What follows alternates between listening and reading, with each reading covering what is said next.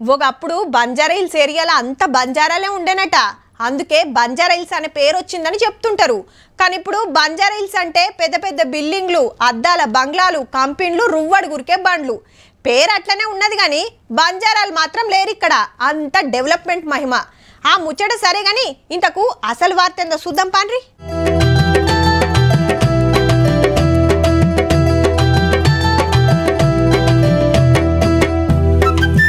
బంజారాల గురువు సేవాలాల్ మహారాజ్ జయంతి యాల హైదరాబాద్ బంజారా భవన్ లా సర్కార్ తరపున నివాళులర్పించిండ్రు.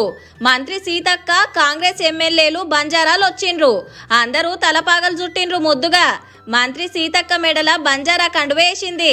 ఎస్సీ ఎస్టీ సబ్ ప్లాన్ పెట్టిందే కాంగ్రెస్. గిరిజనుల హక్కుల కోసం కొట్లాడుతున్నాం, మన కట్టు బొట్టు కాపాడుకోవాలని ఆవాజ్ ఇచ్చింది సీతక్క. గత సంవత్సరం 17,000 కోట్లకు పైగా ఎస్టీలకు తండాలల్లో, గూడాలల్లో, పల్లెలలో, దళిత వాడలలో రోడ్ల నిర్మాణానికి అత్యధికంగా నిధులు ఇవ్వడం జరిగింది. బంజారా గురువులు ఆటలు పాటలలో టాలెంట్ చూపించిన మన చెల్లెమ్మలకు సన్మానం చేసిండ్రటెన్క.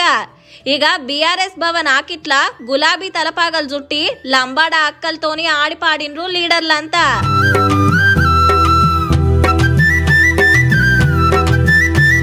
మా సర్కార్ల గిరిజనులకు అన్ని తీర్ల ఆసరైనం, కొత్త తండాలు చేసినాం. కాంగ్రెస్ సర్కార్ అలా తిప్పలు చూస్తలేరని గరమైండ్రు కారోళ్ళు.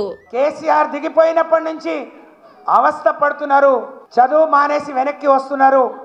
మేం చేసిన ఎంపిక తప్ప ఈరోజు గిరిజన జాతి అనాథగా మిగిలిపోయింది ప్రభుత్వంలో. జిల్లాలలో సుత మంత్రులు, ఎమ్మెల్యేలు, ఎంపీలు, ఎమ్మెల్సీలు ఆ పార్టీ ఈ పార్టీ అని ఏం లేదు. జిల్లా కలెక్టర్లు సుత సేవాలాల్ జయంతి కార్యం చేసిండ్రు. బండ్ల మీద జులూస్ దీశుడు, గిరిజనుల ఆటపాటలు జోరుగా నడిచినాయి.